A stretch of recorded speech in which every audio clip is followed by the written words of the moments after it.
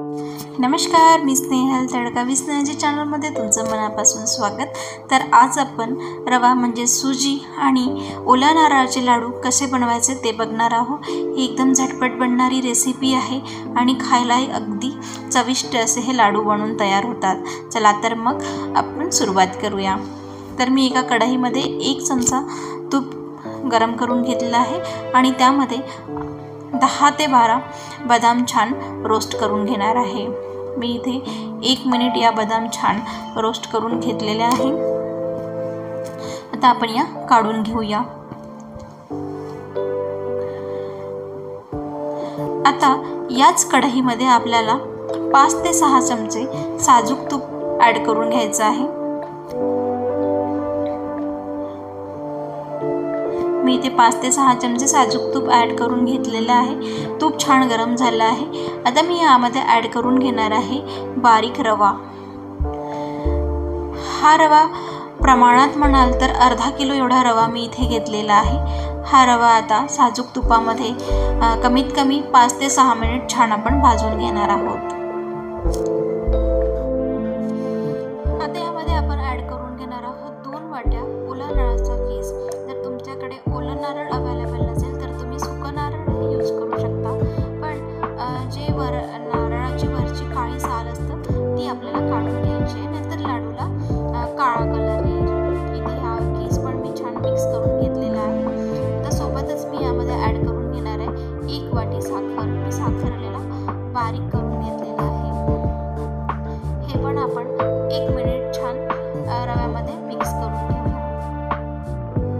चला तर मग साखर ही इथे छान रव्यामध्ये मिक्स झालेली आहे। आता आपल्याला यामध्ये ॲड करून घ्यायचं आहे मिल्क मेड।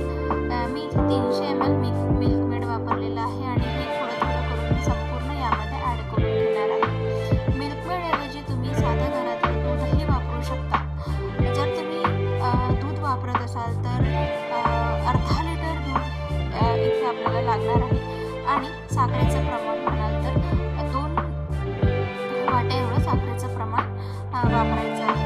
पण मी मिल्क मेडमध्ये ऑलरेडी साखरेचं प्रमाण असतं म्हणून मी इथे फक्त 1 वाटी साखर ॲड करून घेतलेली आहे। तर हे मिल्क मेड ही मी छान रव्यामध्ये मिक्स करून घेणार आहे। तर हे बघा छान सर्व मिश्रण एकजीव झालेलं आहे। आता हे मिश्रण आपण 5 ते 7 मिनिट झाकून शिजवून घेणार आहोत। तर हे मिश्रण इथे छान मी इथे शिजवून घेते आहे।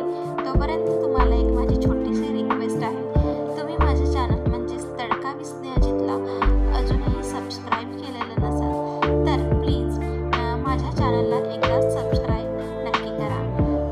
6 ते 7 मिनिट झालेले आहे आणि तुम्ही बघू शकता मिश्रण छान शिजलेलं आहे आणि साईज पण तुम्ही बघू शकता छान वाढलेली आहे। आता हे मिश्रण मी रूम टेम्परेचरला थंड करून घेतलेलं आहे आणि आता याचा आपण लाडू वळून घेणार आहोत। लाडू आपल्याला एकदम मीडियम आकाराचे वळून घ्यायचे आहे आणि मी हा थोडा खोबऱ्याचा कीस ठेवलेला होता, हा आपण लाडवाला कोट करण्यासाठी वापरणार आहोत। तर मी असं छान हा खोबऱ्याचा कीस वरून लाडवाला कोट करून घेतलेला आहे। यामुळे हे लाडू दिसायला खूप सुरेख दिसतात। आणि आता वरून एक बदाम।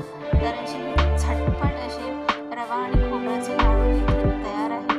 मी परत एकदा तुम्हाला छान दाखवते आहे। ही रेसिपी तुम्ही तुमच्या घरी नक्की ट्राय करा आणि तुम्हाला ही रेसिपी कशी वाटली मला कमेंट सेक्शनमध्ये नक्की तुम्ही कळवू शकता।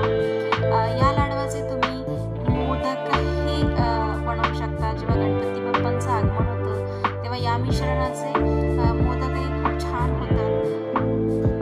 तर हे बघा इथे मी दुसरा लाडू पण तयार झालेला आहे। तर नक्की हे लाडू करून बघा आणि माझ्या चॅनलसोबत ट्यून राहा।